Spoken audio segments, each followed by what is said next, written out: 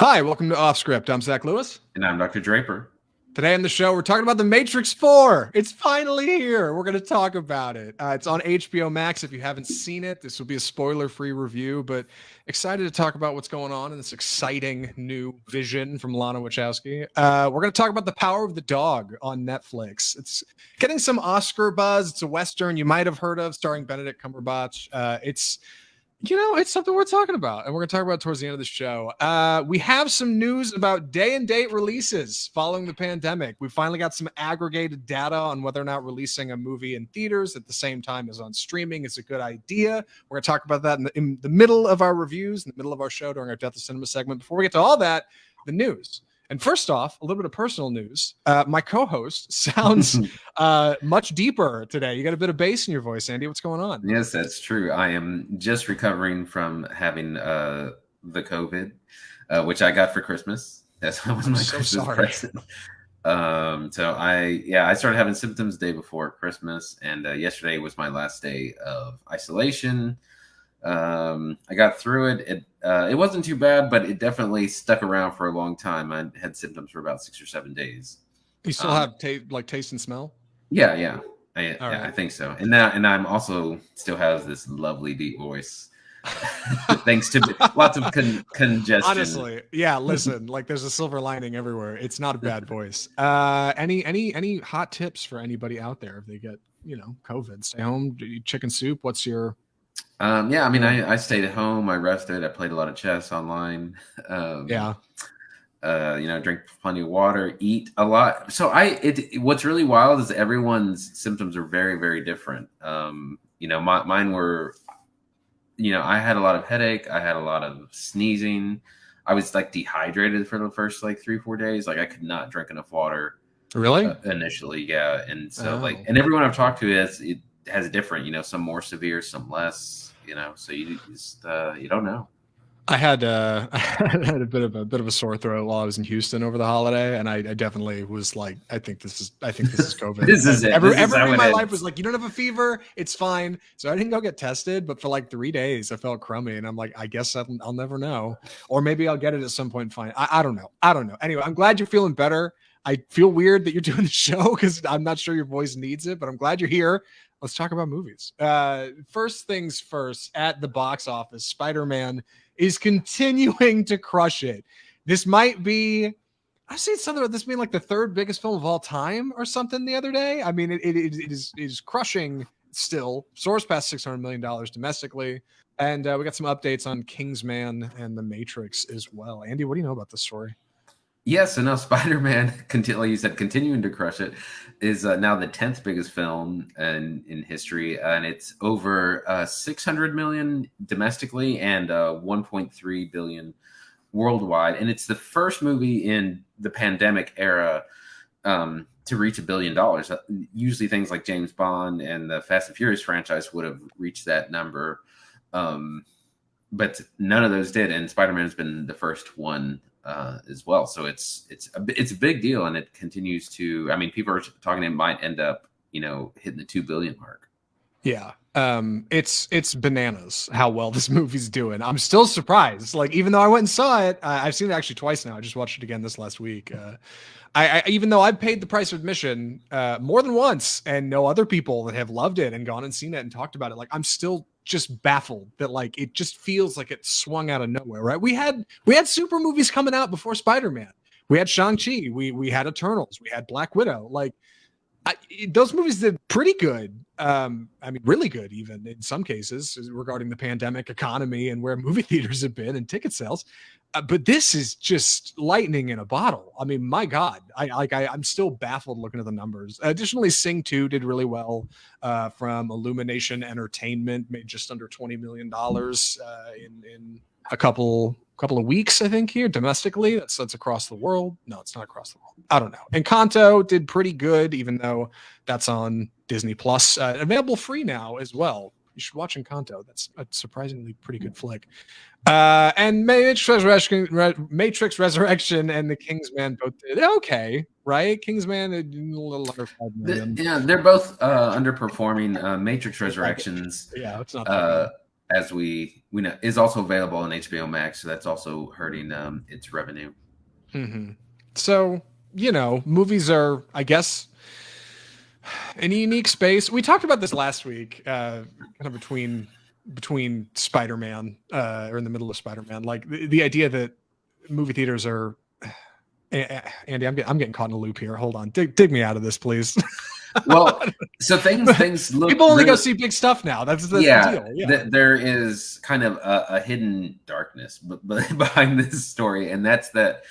While Spider-Man is doing a ton of money, every like adult skewing drama or any kind of regular movie that's not a superhero movie is tanking, not doing well. So we're looking at West Side Story, barely making 50 million. It was $100 million movie before marketing. Nightmare Alley, The Kingsman, The Matrix is wrapped into that. So it seems like the only thing that will bring people out anymore is superhero movies, and that, in one sense, that tells studios what to do, but it doesn't bode well for any other kind of movie. no, and I think it's exciting in some cases. Spider-Man: No Way Home does a lot of really good things. From what I've heard, Sing 2 is a really good flick. But at the same time, that can be, a little suppressing for smaller features and depressing if you're Ridley Scott and you're mad that nobody went and saw The Last Duel.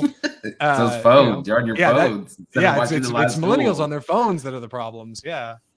It's an exciting time, I think, to be at the movies, but for more, keep it here on Off Script. Our next story, Jared Leto's Morbius is getting pushed back. This is happening today. It's amazing. Yeah. It's amazing. So this is becoming the New Mutants, as we remembered, was delayed like 3 years in total. And this has happened because I think this was supposed to come out in 2020, like summer 2020. And it's been pushed and pushed and pushed. And it was finally going to come out at the end of this month, late January. And now it's getting pushed another 2 months to April 1st. This is largely because of the Omicron surge in coronavirus cases, which is projected to hurt theater. And it's not just Morbius. A ton of stuff is getting pushed basically out of the winter window because of this. And again, this is what Spider-Man overshadows like the reality for everything else. If you haven't seen the trailer, and you might have because they've been running them for over a year now, Morbius does not look like the most confident. It looks so bad. Comic book property. Yeah, it looks pretty bad. It looks in the vein of something like Venom, but like worse. Like Venom's already a stretch as its own film. They obviously have made a couple now. They're doing pretty well, but this one just seems like a far cry. And I gotta wonder how star Jared Leto is feeling about this, right? Like it's just pushing back the inevitable more and more. Is he confident? Do they think it's going to take off, or are they worried like this is not looking good? I don't know, but I do know I've seen this movie catching a lot of flack on Twitter ever since this announcement, so it's worth talking about here.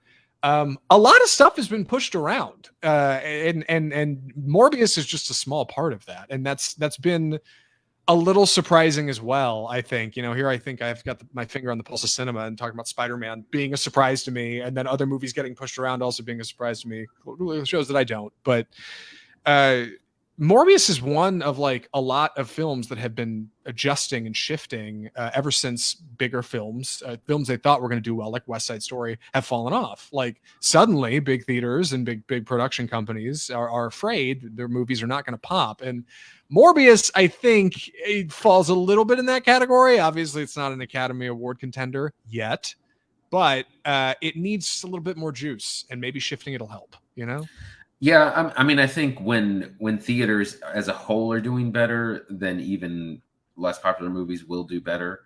So I can see that, but like, January, February is notoriously when bad releases are, where you dump stuff that you don't know where to put elsewhere.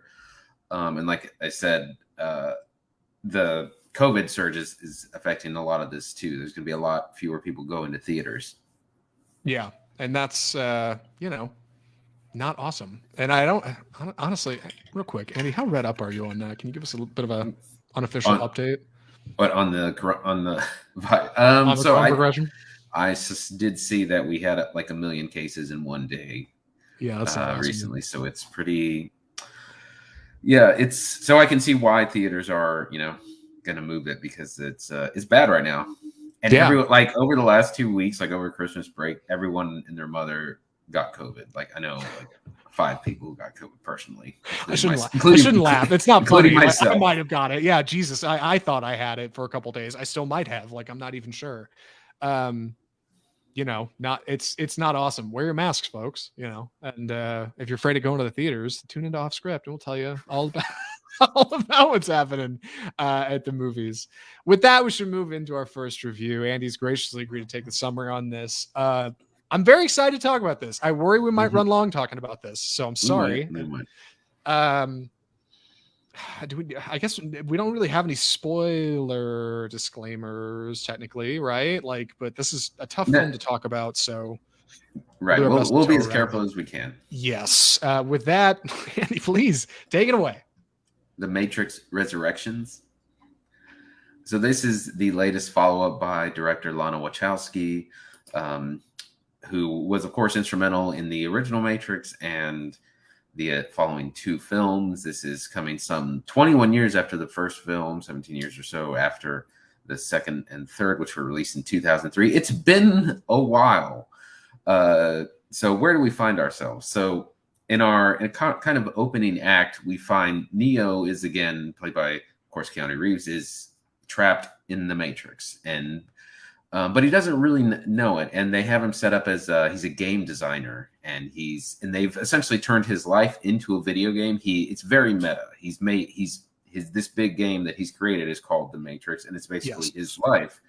And so this is a really clever way of keeping him kind of what they call on this treadmill, because he has dreams, he has like breakdowns, he has visions of like this whole other life, and when these happen, they say, "Oh, that's just your, that's the video game you made. You're bleeding real life. You're imagining it." Yeah, right. Yeah, and he's kind of kept in this pen by a character called the Analyst, played by Neil Patrick Harris, who is his therapist, but is also a computer program, kind of keeping him trapped in there.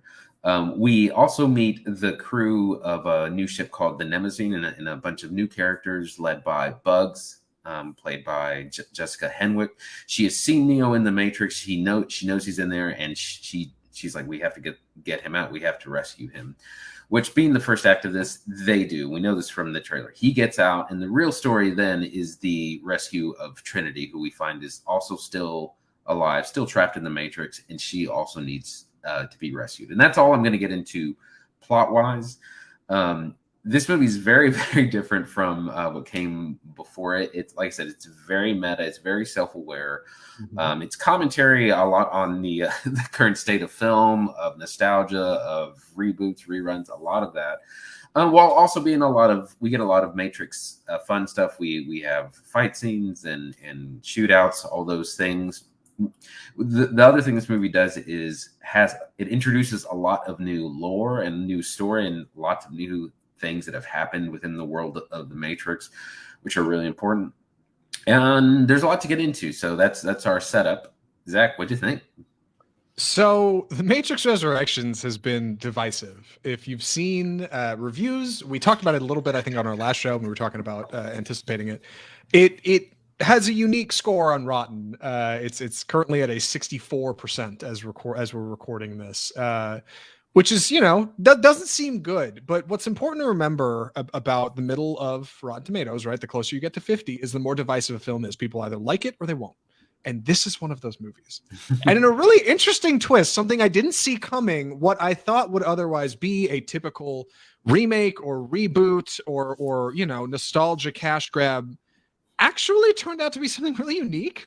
Like a slice of an artist's vision that I really did not expect to be as bold and different as it is. I actually really like The Matrix Resurrections. And it's not because it's actually a well-made movie. It's got some problems. There's a reason people don't like it for sure. But like, if you look deeper at what's going on here, it's actually kind of rewarding. And I want to dive back in and find out more. Yeah. When I first saw it, I just thought it was okay. I saw it in IMAX on the big screen.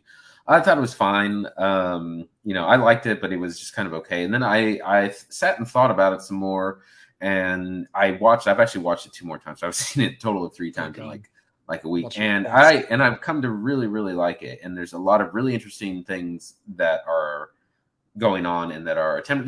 There's also things that don't work. Like it's got a lot of problems too.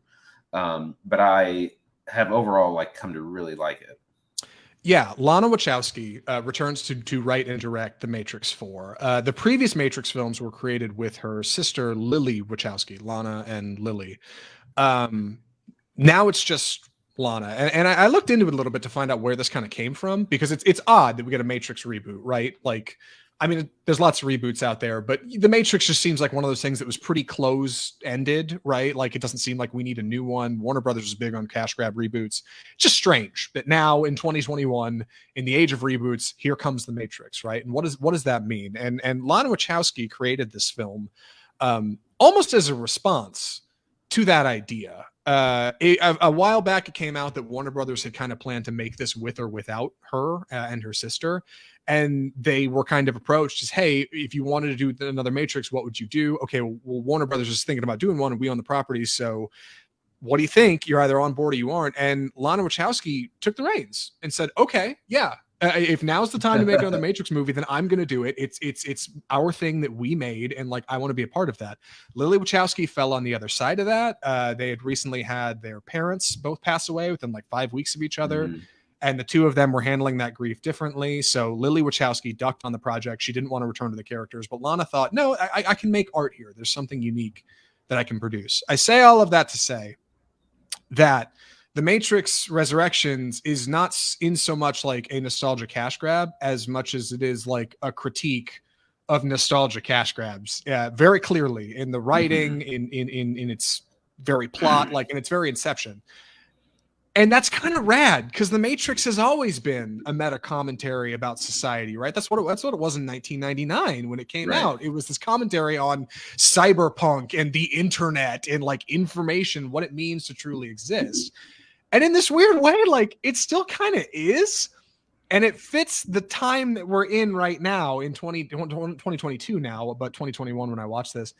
And like in that weird way, somehow I think it works. Like it comes back around to this full circle thing in its thesis, in its hypothesis that it poses about the world today, which is like, what does it mean to revisit something, to resurrect something, to come back to something that previously was gone? What does that mean in the age of entertainment? How do people consume that? And I love that. And I feel like that's odd enough and meta enough that, Andy, I should shift over to you. Please, bring some. Yeah, I mean, there's so many, especially the first act, particularly where they have Keanu Reeves. He's working at this game studio, and they want him to make another game called The Matrix 4, which is called The Matrix 4. Again, and there's a scene where they have all the game designers are all kind of spitballing, sit around, and it's a commentary on like what audiences and film executives think The Matrix should be. And it's very clever, because it's like, oh, we need the new bullet time. What's the new bullet time? And it's, Lana Wachowski at this point could care less about kung fu and action and a lot of that cool. She's much more interested in the characters, in their situations, in what makes them who they are, and also in updating the world. And we always want movies a lot of times to be black and white, hero and villain, and they kind of introduce ideas that the real world is not ever that clear. If you look at any big conflict, any like World War, there was lots of shifting alliances, tons of gray area, and that's kind of where we are in this world. Yeah, Lana Wachowski's kind of like growth and development as a person and as a director are laid bare in this film. I think there are scenes where in the writing, like it's very explicitly explained that, like you said, like a room full of developers, a room full of visionaries are sitting around going, "What makes the Matrix good?" And one thoughtful woman with glasses says, "The Matrix is about philosophy, right? It's about all those scenes where they talk about Nietzsche and." And this crazy out of body. That's what people want in the Matrix. And then there's like two frat bro developers who are like, no, they want bullet time. That's what matters. We want action, explosions. And Neo is sitting in the middle of this scene, like racking his head, like, what am I supposed to do with this? How am I supposed to pick this up and do something with it? And it feels so appropriate as a reflection of Lana Wachowski's personal feelings about revisiting this. Like, it's this wonderful kind of meta commentary baked right into like a $200 million blockbuster action flick. And those developments from Lana Wachowski aren't all positive. Where I think the writing really shines is her ability to embrace this idea and kind of turn it on its head, almost like a Charlie Kaufman film. The parts where it hurts are going to be in scenes with action, where Lana Wachowski has stepped away from her previous offerings. She said in interviews, "I'm a different kind of director. I look at this stuff differently now." And the action, I think, suffers. It's not as good in the Matrix Resurrections. It's a little flat. I think they, I don't know, like it just doesn't quite come together. And go ahead. Yeah, no, I agree, and that's one of the criticisms. The action, which kind of redefined the previous films, it's a little lacking, but also, those films redefined action movies. But now it would be much more different. That's an impossible task now because we have great action movies. We have John Wick. We have The Raid. Like, we have a lot of these, great fighting movies, kung fu, gun fu, whatever. We didn't have that in 1999. That a lot of that was still being done over in Asia, in Hong Kong cinema, and it hadn't made its way to the U.S. So they were completely redefining what action was. And we're not going to use stunt doubles. We're going to teach the actors. The actors are going to do the stunts. The actors are going to learn to do all the fight scenes. But there's nothing to really do. She's not looking to recreate action again. So, but it does fall a little flat. The action scenes are a little choppy. Like, it's got a little bit of that Jason Bourne quick cut. So you don't have very smoothly choreographed fight scenes like you did in the kind of original films. Yeah, and I think there's a couple reasons for that. And really what it boils down to, I think, is confidence in the director's chair. There's only one director here. The previous films had two, right? It was both the siblings. And I think they drove each other's art and they gave each other confidence. So they would hang on a shot of Morpheus for 5 seconds longer in The Matrix 1 than they would in The Matrix Resurrections. The Matrix Resurrections actually features a fair bit of footage from the first Matrix film, used in ways that I thought was at times artful, at other times a little in your face, but regardless. And it just looks like such a different film. It's a different color palette. It's a lot steadier. Like, this movie's a bit quicker cut. It's a bit different. And I think it's because we don't have Lily Wachowski. It's just one of them, and they're a little unsure. And additionally, like I said, Lana Wachowski has said that she has changed as a director very clearly as part of her growth into being a bigger person, right? Even transitioning in her life. And she said previously, apparently the first Matrix film, they storyboarded the hell out of that movie. They had everything down to a science. They knew exactly what they were shooting. This wasn't quite so much that way. It's a different creative process. And I think that's important to embrace as a director. But I do think that's where most of those points on Rotten Tomatoes are getting kicked off, because it's just a little sloppy. Yeah. And that does hurt it. Yeah, there are a number of fight scenes, and you get some kind of classic kung fu stuff but it's not near as meticulously choreographed. They would have long sequences of the actors, going through the motions of a fight scene. And this, like I said, it's a lot more quick cut. It's less defined, and it's also more almost like a brawl. Like, there's several fights with lots of people, and so they don't really have to focus on just two people at once. Right. And again, for losing that quality of action, also worth mentioning, you're going to be losing a bit of that over philosophizing as well. Philosophize. Yeah, I think that's how you say it. It's not so in your face with the weird philosophy. You're not going to have the architect saying ergo 1,000 times in a scene, in your face. It's much more laid back that way as well. Yeah. And that's a bonus. That's a feature of, I think, losing some of that action stuff. And additionally, you get a much more exciting color palette. This version of the Matrix is a lot richer, and it looks great. Lots of sunlight, lots of natural beaming kind of colors on screen, lots of oranges and yellows and hues that I don't previously remember from Matrix films. Part of that's because of the DVD grade also, but because it's a different time and it's a different Matrix. So right. Things are a little different. Right. And I remember reading, or it may have been an interview I listened to with Keanu Reeves and Carrie-Anne Moss, where they wanted, or Lana Wachowski wanted to use more color in the Matrix. She wanted to get away from the green, which I've seen some people be upset about. The Matrix isn't green enough. This is a new Matrix. It's a new program. Does that is your computer the same from 20 years ago? No, I don't think so. So she wanted to put a lot more color. So we have a character's hair, Morpheus is very colorful in this. Everyone in the original films had very drab, grays and blacks. Morpheus is looking awesome. Like he's coming in with Morbius has the greatest fits, dude. Like he yeah, did not have to red, go that hard. He red, shows up, yeah. Oh my blue, god, yellow, like yes, like and it's yeah, yeah, interesting because it's kind of like Neo is trapped again, and they almost say, well, the way we got you out originally, we got you out through mystery and theater. We like I was this crazy, elusive person you were looking for, yeah. but we've already done that. And he's like, no, we got to be a little bit different. And there's a really great part where Morpheus walks out of this bathroom stall, and he was like, I used to emote and talk, and now I'm walking out of a bathroom stall. That's how things have changed, And there's like that scene cracks me up every time, Yeah. which I love. Yeah, it's this unique, like in universe response to the idea of rebooting something and restarting something. And for a lot of people, it's too tongue in cheek, it's too much, it's overblown, it comes back on itself, it's not funny, it's not cool, it's lame, right?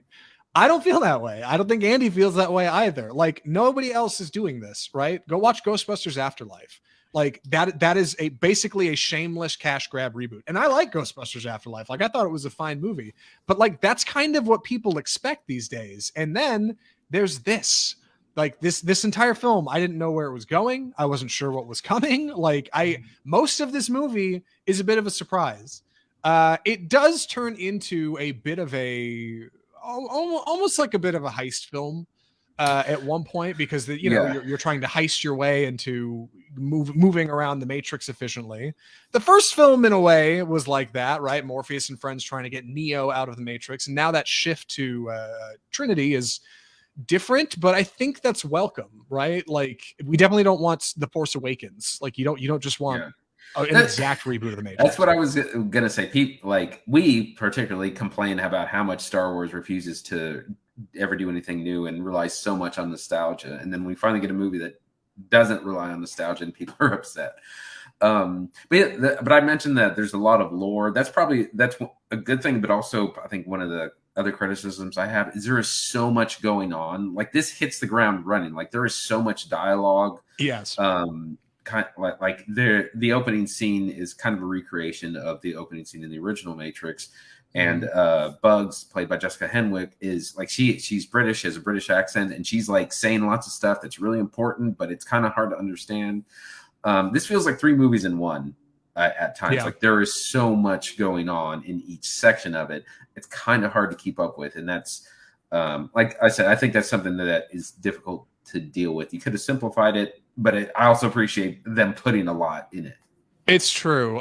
By the time our characters are finally getting back to like, the being outside of the Matrix, being in the real world as it is, you start to find out kind of the developments that have happened since the previous trilogy.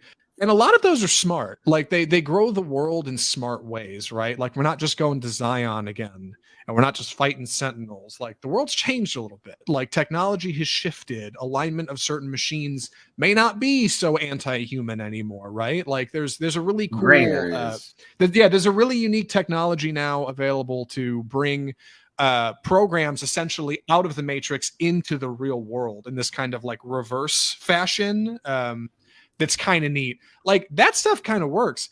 But Andy makes a good point. By the time you get to like where our characters getting broken out of the Matrix and things are being explained to them again, it's just like, oh God, you got to explain a whole other world on top of all this now. Like the meta of Neo being a game developer who made the Matrix in a world that may or may not be the Matrix, and then breaking out of that to get into like, it's just a lot. It's a lot for one movie. Yeah. And it makes a 2.5-hour film at times feel fast, at other times you feel just kind of slow. And I think that pacing could use a tighten up for sure. Yeah. It also, the last act is also kind of a big complicated heist kind of thing, and it eventually started to feel a bit like Mission Impossible, where they explain this like a really convoluted plan that they have to do, and it's like, well, while this team is doing this, then the team B has to do this, and then so team person C way off in the back can do like it feels like one of those films by the end. It gets so complicated.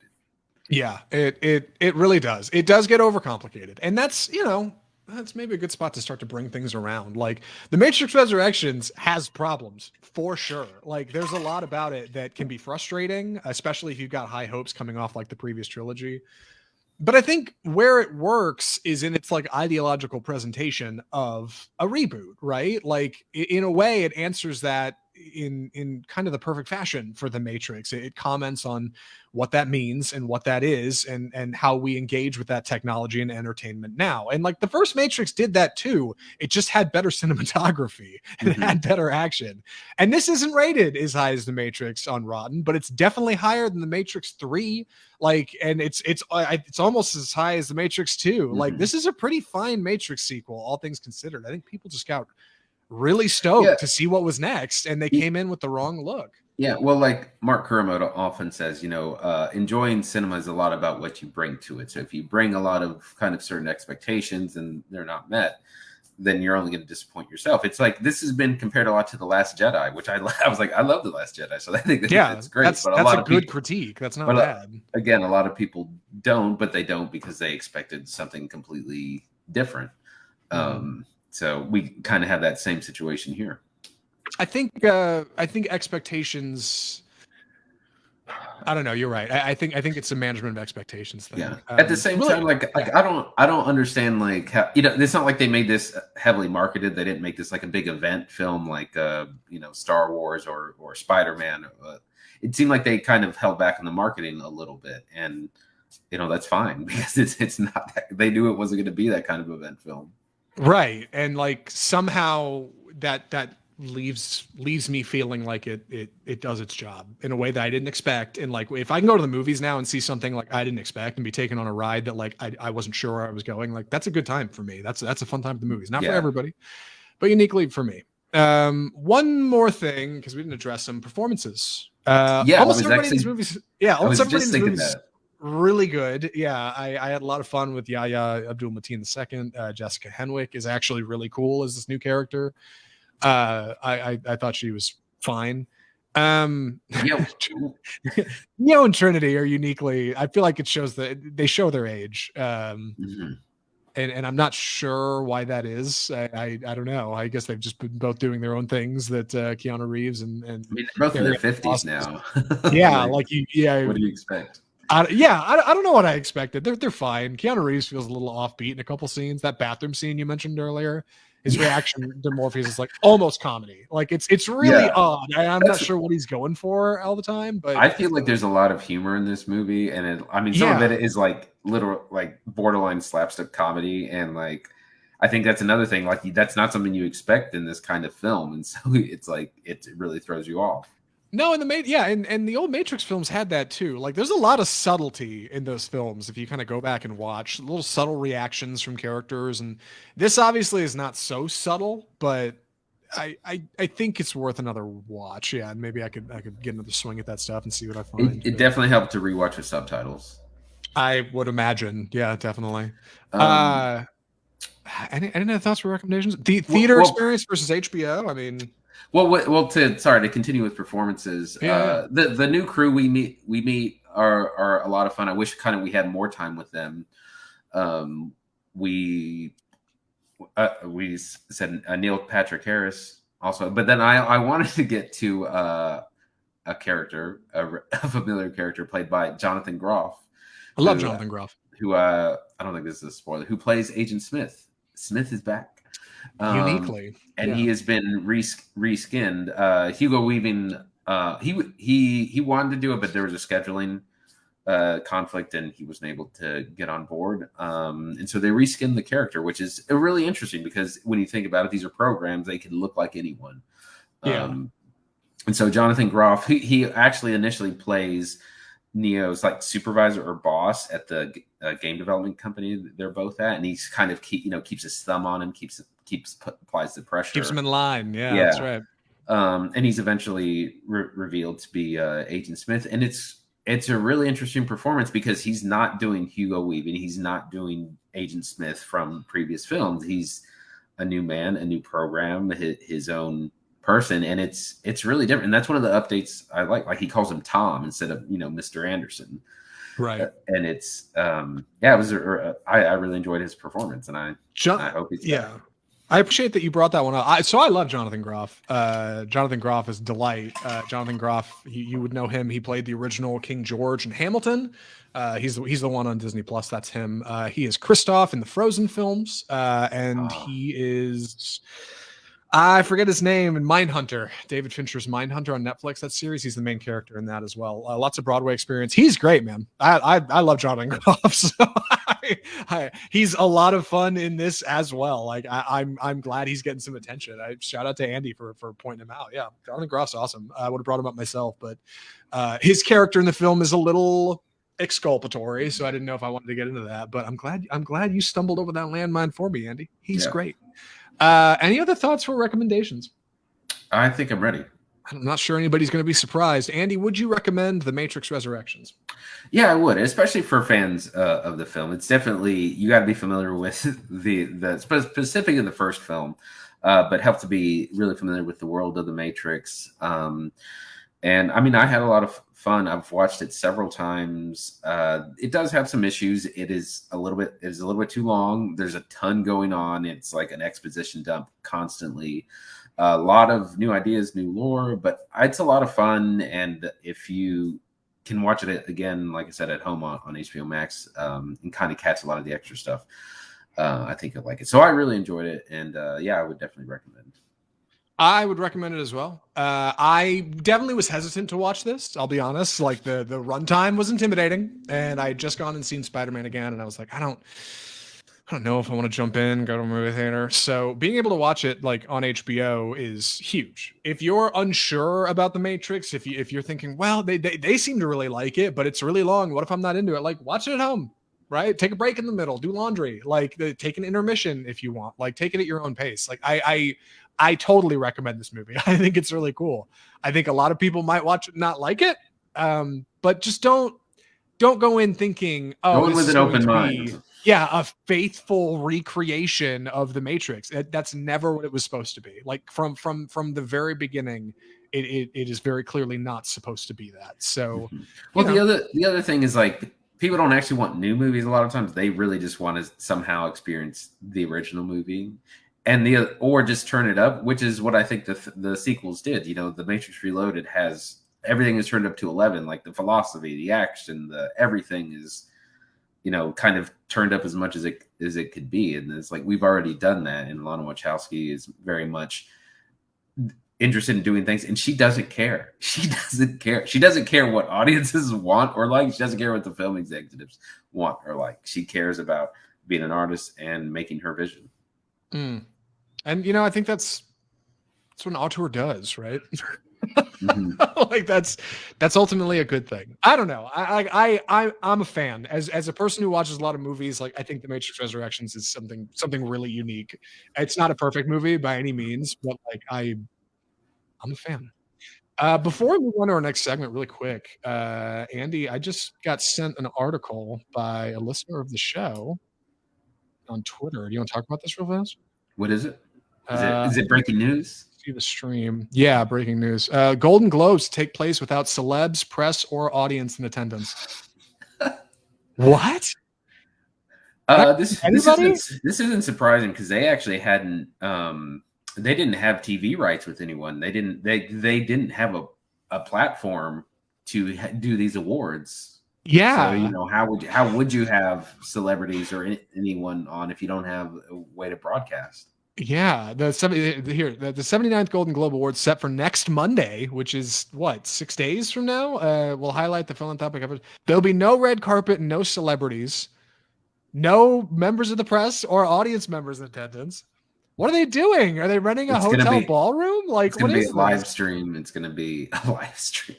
Oh yeah, on an iPhone 6 from across the like. Oh God, are they? I guess they're not streaming anything, right? Probably not. Wow. Okay. That's not surprising, like I said, considering they couldn't get anyone to give them TV rights to broadcast the show. So if you don't got TV, how can you do any of the rest of it? We will totally be covering this, right? Like I definitely want to talk about this on the show. Like I'm sure I always enjoy seeing how bad their picks are and how and all the movies that they've ignored.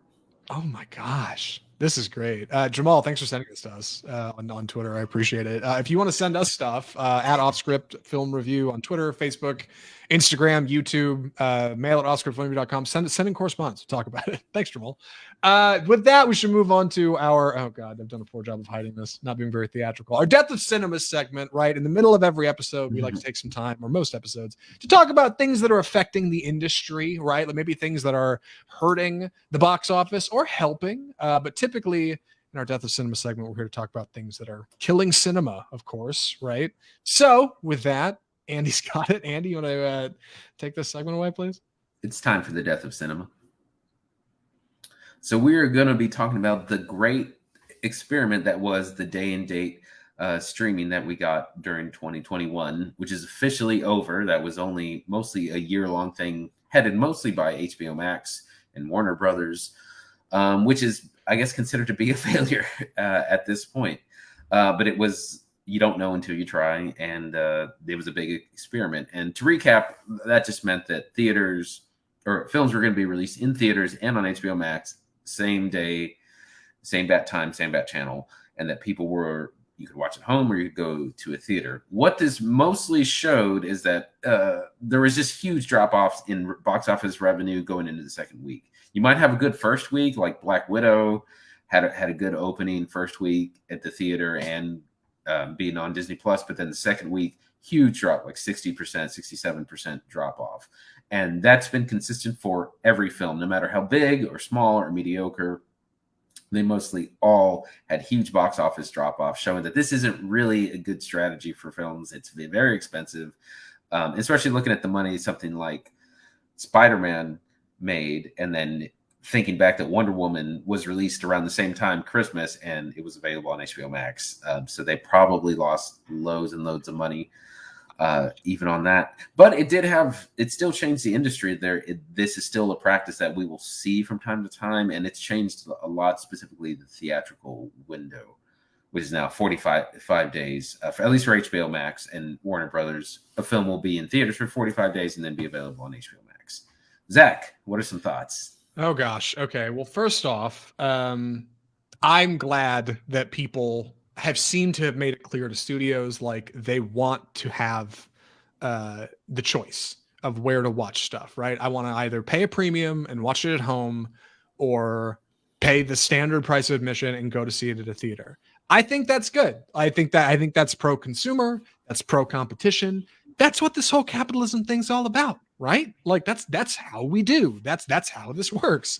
It does give a little bit of power to studios, which is something that, you know, might be a little risky in the big grand scheme of things, but ultimately, like I think that's good. People should have the ability to choose which dark room they sit inside and eat junk food for 2 hours. And if you want to do that at AMC for $11 a ticket, or you want to do it at home for $14.99 on HBO, you should have that choice. I am a little bummed it hasn't been more successful. because like if you haven't been listening to the show, like it has been like dragging a person across glass, like to get these movie theater companies to get in line with this idea that like, hey, y'all don't dominate the space anymore. People want to be able to watch stuff at home. They don't like that. Like they don't like it. And the head of AMC has penned letters in Medium about Universal doing day and date junk, and Warner Brothers randomly decides, hey, all our 2021 slates coming out in theaters, and people had stuff to say about that. Like it's been a mess. I'm glad on the other side of that I think the consumer is getting their say, right? Like I'm glad for that. I'm bummed it doesn't a half step. I don't know. What am I? I mean, I love the day and date release. Most things that have been date release, I have gone to see in the theater, and then things that were iffy, like, you know, if you scroll down to the sorry for those. I forgot. Yeah.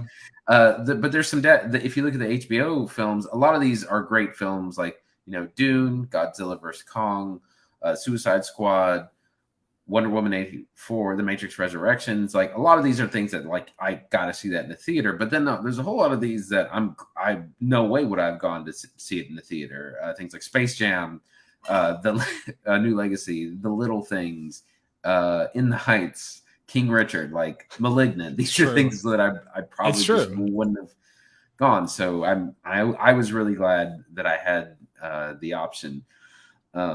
It's unfortunate that it won't change. I think the model that Disney does is probably closer, that because you had to pay the additional $30 if you wanted to watch Black Widow at home, which is pretty steep in this economy. In this economy, at in $30? this economy, my God. But something like that might be more along the lines, because Black Widow still had a very steep drop off into the second week, even have. So it looks like there's just a lot of money left on the table. However, for some services, it makes sense. Like Peacock TV or Paramount Plus, whichever one, had Halloween Kills was available if you were a subscriber, and so they really pushed that, so people would hopefully get more subscribers. And it didn't really help them, but it was there, and that's part of the way you leverage this, is you put a big movie on your service and then hope people will subscribe. And Halloween Kills still made over 100 million. I think kind of in its opening week. So it was really strong. Yeah, there's been some additional reporting on like piracy around this. I don't know if that's worth talking about yet. I saw an article yesterday that said Disney claims they lost like $600 million on Black Widow getting pirated because it was so easily available on Disney Plus. But like, I uniquely fall on the other side of that. If Disney Plus is like $6, why would I ever risk like illegally downloading a film? I think that's a lot of piracy that's already baked in. I think those people would have gotten that film regardless of whether or not it was it was on Disney Plus. If anything, I think making it available on Disney Plus reduces piracy. But that's my very limited opinion, and I don't know for sure, but I don't know. I feel so the thing with claims about piracy is it's really impossible to know, because someone who pirates a film, you can't assume that they would have gone and paid for it, So it's really impossible to pin down any actual numbers. And again, some people are going to pirate no matter what you do, no matter what. And piracy has been happening long before things were readily available. So like, we don't really know it, and it's really not. It's disingenuous to say, oh, we've lost this much money. Like you have zero. You have no idea how much money you have. You cannot tell me you lost over $500 million because people were downloading a torrent of your film. Like, that just doesn't. I mean, maybe, sure. Like, maybe that's how money works. But like, I just have trouble believing that. That's got to be a high estimate, like at best. I mean, usually a lot of times people get those hard drives that work at theaters. They copy them, or it happens. It just takes a few more steps. Mm-hmm. Yeah, pirate's going to pirate. Like, that's always going to be a thing. Ultimately, I think this is a good thing, right? Like, I'm frustrated for Ridley Scott, my patron saint of Academy Award winning films, or potentially Academy Award winning films. His films all needed nobody to go see it. All this year, they needed to be sold to a streaming service. Yeah, no one was going to come out and see The Last Duel, which I liked. You could have sold House of Gucci as like this posh how to do film, and like you could have angled it as like, have you seen it yet? It's on HBO. Go watch it. Yeah, I don't know. Like, it could have been this whole thing. Like, Last Duel's a struggle. I don't know. That's a sword and sandal kind of situation. Like, those are both films that would be perfectly at home on HBO. Yeah, and they definitely could have sold them. But they were so expensive. At least the Last Duel was $100 million film. So no one was going to pay that for it. So like, they had to try, and it was a dud. But this has introduced a lot of flexibility, because basically you can see, or you can predict how you think a film will do, and you can make a plan. Like, do we do a simultaneous release? Do we just do the delayed, like HBO Max is doing, of 45 days in theater and then on HBO Max? Or or like Disney we'll do a simultaneous release, you got to pay. Or or a staggered, like it's released in theaters 2 weeks later, you can get it at home, but you got to pay. There's a lot of different ways you can go about it. So I think it has introduced a lot of flexibility in different models you can use. It's true. And it may not be as far as I'd like, which, if I had my way, it'd be free movies all the time. Of course, that's not a realistic expectation, but, shaking it up, and moving the industry around ultimately is a good thing. A small silver lining in what otherwise has been a really crummy year at the movies. So, you know, life's not so bad, I guess. I guess we should move on to Power of the Dog, right? Oh, one more thing before we get there. I did want to ask, Andy just confirmed that like HBO is not doing any of their day and date stuff for 2022, right? Like they're done. Right, that is correct. What they will be doing is the 45-day model, so 45 days in theater, which is still better because it used to be 90 it's days. still good. Yeah, right. That's still very good. It used to be 90 right? days or more before it was showing up on HBO. So 45 days, and then it's available on HBO or /rental. Yeah, I'll be interested to see where those numbers shake out by the end of 2022. I know we already have some reflections on that, but like just more immediately, like I didn't hear a lot about like Encanto. And then I saw it when it came out for free on Disney Plus. Not free, you got to pay to subscribe. Not $30, right? Like it's just on there now. And like it seems like there's a lot more talk about it. Like I feel like I've seen a lot more about it and a lot more people engaging with it on the internet where it's available, right? Like the making these films available like in a more creative medium like online engages conversation more. And like that in its own way drives marketing in a new way, in a different way than like you get from just theater buzz. So I don't know. I'm interested to see where this ends up in a year. And if you'd be interested to see too, keep it out here on Off Script for more. With that, we should move on to God. I just have Twitter open on the show, don't I? Sure do. Excuse me. I don't like how blown out my face looks when I have bright articles open on the show because I haven't figured out my lighting yet. Sorry for those of you watching on Facebook. So I figured Twitter in dark mode would help, and it does. But now it looks like I'm cruising Twitter. Anyway, we should move on to our final film of the episode. I'm going to be taking the summary on this, so please excuse my clumsy delivery. The movie is Netflix's The Power of the Dog. So The Power of the Dog is a unique feature. Andy saw this a few weeks ago, and he encouraged me to kind of check it out. I think we briefly talked about it on the show. I think at one point you very briefly said you liked it. But we had kind of a floating spot open for this week to watch after Matrix. This was available. Andy had already seen it, and he'd contracted a deadly disease. So I'm glad he's feeling better. Virus, I guess. I'm glad you're feeling better and you're okay. And I didn't want you to have to watch something else. So I figured Power of the Dog would be a great feature to watch. And it has been. Power of the Dog is about the Burbank family, George and Phil Burbank, two very wealthy ranch owners in Montana in 1925 is the year. George Burbank is played by, the guy that looks like Philip Seymour Hoffman.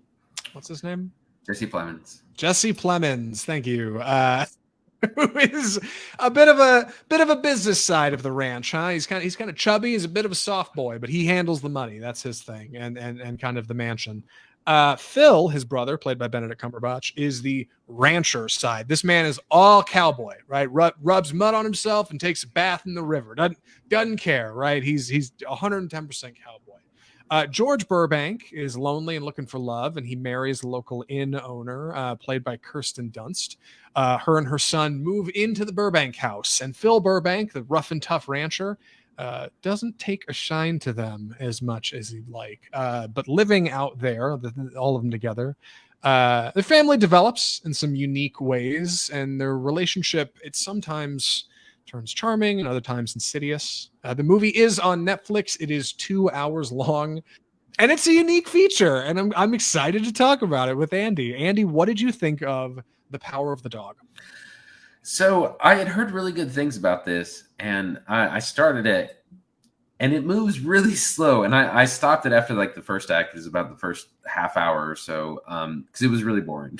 It goes really slow, and it also is set up very stereotypically. You know, you have Benedict Cumberbatch, who is kind of this rough and tough cowboy, doesn't like anyone.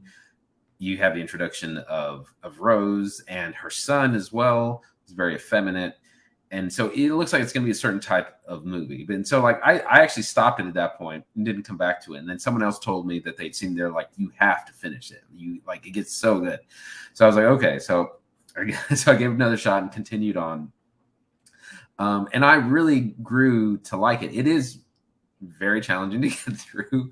But I think it has a lot going on. It has good performances, and it's it's not what you think it's going to be. Because at first it looks like a very stereotypical story in cowboy setting, and then it looks like it's going to maybe do a postmodern thing, something like maybe Brokeback Mountain, and then it kind of turns into something different even from that. So I really ended up enjoying it, and I think it's a really like complex film, and that it just has a lot going on, but it's definitely very slow paced. Yeah. This is definitely one of those like slow paced Oscar contender movies. This is not any kind of like exciting action feature starring Doctor Strange's own Benedict Cumberbatch. This is not like an exciting indie revival for Kirsten Dunst. Like, it's much quieter. It's much slower. But I've been seeing it show up on top 10 lists, right? It's that time of year. And I've seen a lot of critics and reviewers say, hey, this movie's really something special. It showed up on Obama's like films of 2021 list. Like, he was saying Power of the Dog is a film worth watching. So when Andy said the first hour is agonizingly slow, the second hour is really good, naturally I was curious.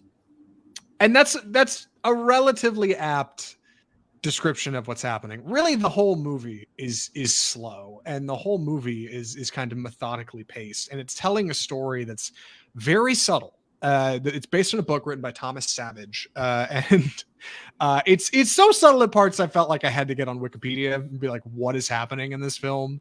But there's a lot there. There's a lot going on, and ultimately, like, this isn't so much like any kind of action Western. It's almost hardly a drama Western. Like, at times it's almost a thriller.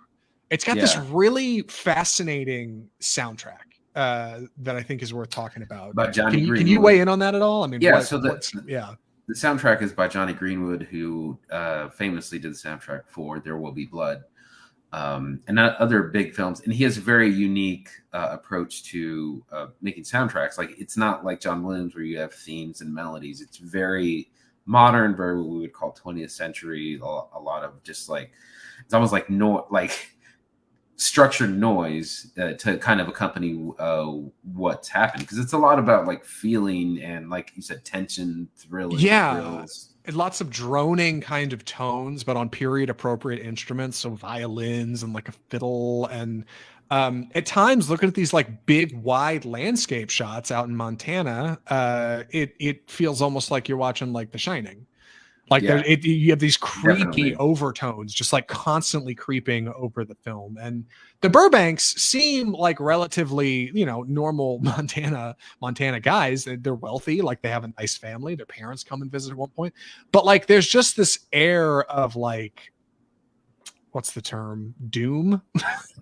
For like a lot of what's going on. Yeah, like you feel you're like waiting Burbank, for the Yes, yeah. Like Benedict Cumberbatch's character, Phil Burbank, is like just like brutally beguiling, and like you don't really know what's going on with him, and he constantly looks like he's about to pop off, and he's getting drunk, and he says mean stuff, and like he's very clearly like this like cut from the clay man, right? Like he is just this rough and tumble kind of guy, not what you'd expect from Benedict Cumberbatch. I'm sure that's why he was attracted to the role. And like you're just kind of waiting for him to flip out on somebody, right? Like at some point you're like, he's gonna freak out, or like he's gonna throw a punch at his brother. And that really creates this air of suspense over a lot of the film, because all of these characters just kind of tiptoe around him. Like nobody really knows how to deal with the guy. And when George finally gets married to Kirsten Dunst and she comes into the home, like Phil's not kind, and it's weird. And like there's a visible on-screen tension between him and other characters, and it's present throughout most of the film, and it makes it feel like a bit of a thriller. Like it really does. You're a bit like, what's going to happen here? Where's this going to go? But it's subtle, and most audiences would probably just get bored. So yeah. Yeah. I mean, he's terrible to everyone. He calls his brother Fatso. He's super mean to Kirsten Dunst, and he just straight tells like his brother, he was like, she's just here to rob us. She's just like a grifter. Like congratulations on your wife who's gonna rob, is here to take all your money. He's really mean to the son, who's like is a very effeminate, and I think he's supposed to kind of, I think kind of be a gay character, or like you're supposed to just like question. For like sure.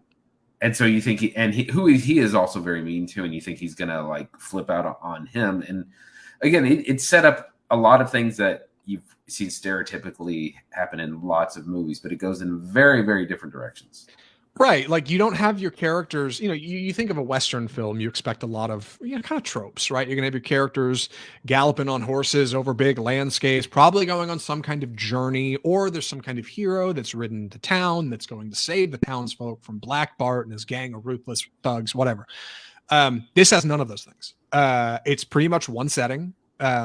There are a few other buildings featured, like Rose's Inn, they visit, and the ranch and kind of the manor on the ranch and the barn, but for the most part, there's no journey. Like we're not going anywhere. And in fact, the journey is coming to us. Like the conflict is coming to the house, and watching these characters just kind of subtly navigate that while also trying to hold up this kind of prim and proper expectation of a modern society that's expected to come in the new West that Phil obviously wants no part of.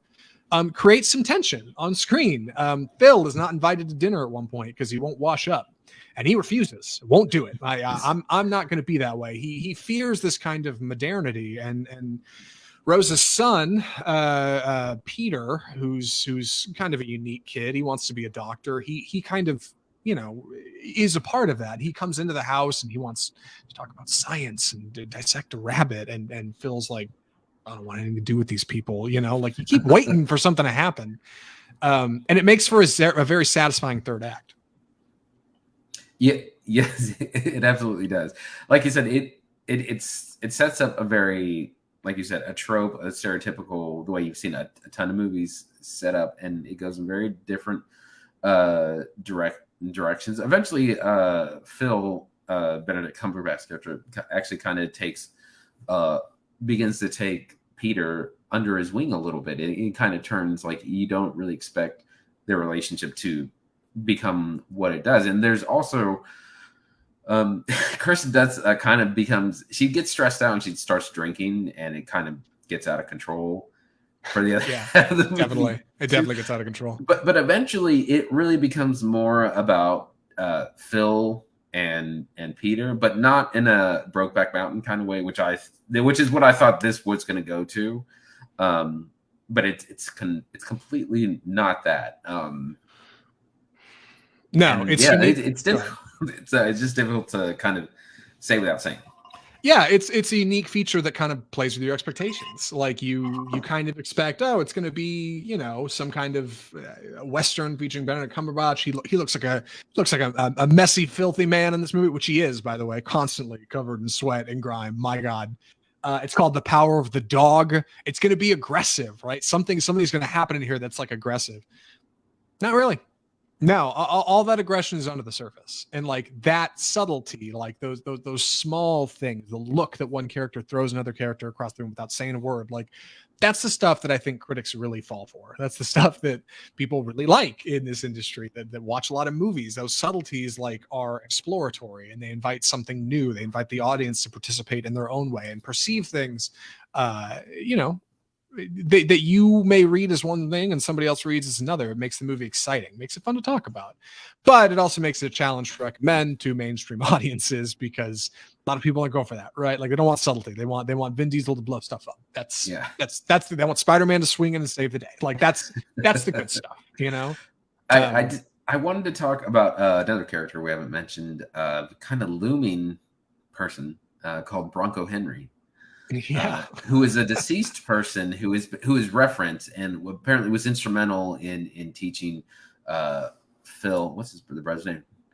Phil and George. Yeah. George to instrumental. They knew him when they were young, when they were first ranch hands, and was instrumental in them becoming cowboys, ranchers, and being successful. And it's kind of a character that they constantly talk about in like mythical status. Like the other ranch hands are like, did Bronco Henry really do this? Did he really, absolutely that kind of thing. And that also has a very looming presence over the entire film. It's a very important thing. Yeah, even down to his wonderful name, right? Bronco Henry. He's not like a Phil or a George. He's a legend of something. They talk about him like he's a Greek god, right? Like, and Bronco Henry represents, like, number one, an intimate relationship as a tutor and a a mentor for Phil Burbank, right? This angry, kind of twisted, sort of frustrated man, but also like represents this older ideal of the Old West, right? Like when cowboys roamed the earth, and Bronco Henry knew how to do everything. Man, he was a legend. He'd kill a snake just by looking at him.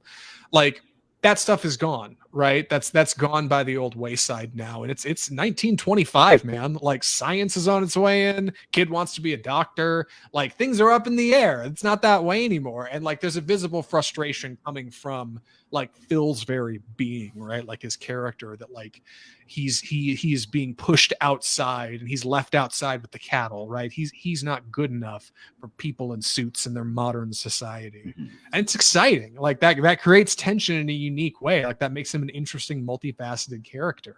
That stuff's great. Like that pops. That's stuff in the film that really works. Mm-hmm. Absolutely. I think that's possible because of good acting, right? Benedict Cumberbatch is really fun in this movie. He's a far cry from his Doctor Strange, and I think that's a good thing. I was a little worried the accent was going to be like exactly the same, but now it gives a little bit of a twist. Kirsten Dunst is pretty good in this movie. I have not seen her in anything in a while. She kind of gets sidelined, unfortunately, about halfway through. We kind of don't see from her very much. Yes. Additionally, Jesse Plemons' character, I like Jesse Plemons just fine, but he also is missing for like a chunk of this film. Yeah, his he gets sent off on a work well. trip. Yeah, so he's just kind of not around. Cody Smith McPhee. Cody McPhee Smith? Yeah. His name? Smith McPhee. Smith McPhee. Yes. The kid from The Road, the Cormac McCarthy film based on the Cormac McCarthy book. He is the son Peter in this movie. He's definitely awkward, and he's like tall and lanky and weird, but he also bears, in my opinion, an odd and unique resemblance to Phil, to Benedict Cumberbatch, and like in a way that brings their characters kind of close together. They're both kind of tall and lean and dark hair and eyes set just a little too wide apart. And lastly, who's the other individual in this film that I wanted to talk about? Who is this person? Oh gosh, hold on. Stand by. Oh God, I don't know. Is anybody... the housemaid, Thomasin McKenzie, shows up for like one scene. How could we out forget? Of nowhere. Yeah, Thomasin McKenzie is in this briefly. Yeah, star of Edgar Wright's Last Night in Soho is a maid in like one scene. I think she's in it otherwise, but like the camera's only on her face like once. Just a weird. I don't know if she was just on set that day. Like, I don't know if she's friends with the director. I don't even see her listed in the IMDb credits. Oh, she's down there. Yeah, Lola is her name. That's a surprise. So keep an eye out for her if you see this film. Andy, any thoughts on performances? Really solid performance from Benedict Cumberbatch, particularly. There's a lot of Oscar talk about him. Same thing with Cody Smith McPhee. Like we said, we don't see Jesse Plemons and Kirsten Dunst for very long in the film, where they kind of get sidelined about halfway through. So it's really about those two characters. But he's great, and he's got a little bit of an accent. And remember, he's a British actor, so he's got a little bit of a Western accent, and he's mean, man. At the beginning, he's a mean person. Yeah, he really is. Like he leans into it. Yeah, he's a bit of he's not quite a method actor, but he leans in on his performances. And this one, he for sure like is going for it. I'm glad it makes the film better, makes it fun to watch. Andy, you ready for recommendations?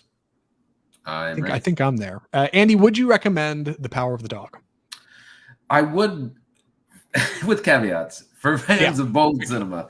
So this is a great film. It's getting a lot of Oscar buzz and Oscar talk. It is a challenge to get through. It's long. It's a solid 2 hours, and it is very, very slow. So you have to be patient with it. Take breaks if you need to, but it's definitely worth getting through. It's on Netflix. You don't have to pay admission to the theater to admission.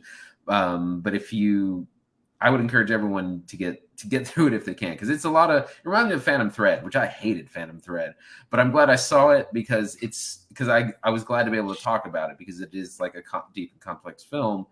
It's like having to read the classic like the Odyssey or something like that. Like it's homework. It's eating your vegetables, but you'll be glad you did it on the other side. Sure. I've got to watch Phantom Thread at some point. That movie's on so many top 10 lists, and you did not like it. I got to see what that's about. It's a bit like this, honestly. Yeah, I haven't seen the film, but I would imagine it's a bit like this. It is bold cinema. Like if you're not interested in basically sitting for a 2-hour art house feature where like nobody talks for 10 minutes and you get long shots of landscapes and people look somber, probably not the film for you. But I think this movie's kind of cool. Like I think there's something kind of unique here. It's a really solid performance from Cumberbatch that makes it work. I can see why it's on top 10 list. If you're curious, if you listen to this and you want to know more, go check out The Power of the Dog. It's on Netflix. You can watch it. Not too big of a deal. Not the easiest to digest and a slow first hour, but a surprisingly thoughtful feature by the end of it. Like a uniquely thoughtful experience. And I'd recommend it. And if you have the means, I'd also recommend subscribing to Offscript Film Review on your favorite podcast platform, iTunes, YouTube, wherever you're at. We're probably there as well. If you listen to audio, we're available on iTunes, Spotify, iHeartMedia, TuneIn, Last FM, Deezer, Castbox, GeoSavant. We're on all of them. And if you're on video and you want to see us doing our thing, we're available on Facebook where we stream the show every Tuesday. We're on YouTube where our archives go up shortly after the episode. You can find us on Instagram. We're on lost myself in the middle there. We're on Twitter. We're posting our stuff on our website, offscriptfilmreview.com, and you can correspond with us at offscriptfilmreview.com or at our email, mail at offscriptfilmreview.com. Andy, I've gotten ahead of myself. What are we watching next week? All right, yeah.